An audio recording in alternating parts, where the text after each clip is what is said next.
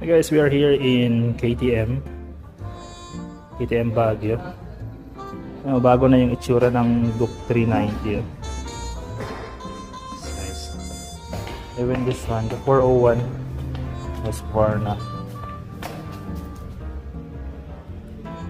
CF Moto 450. Laki ng gulong.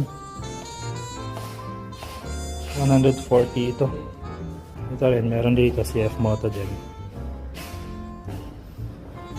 Ito guys, $150. Ang ganda oh. Ayan. Yung headlight niya kakaiba oh.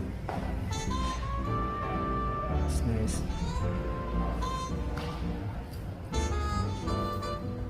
Ito yung upuan niya, natataas to eh. Tapos nahihila mo yung utility dito. Utility box niya. Kumbaga hawakan pang extend. Meron din sila dito, ayan, Think R. Ayan, nag-add sila ng mga bagong motor. So, KTM, CF Moto. Tapos, Husqvarna. Ito rin ito. 200.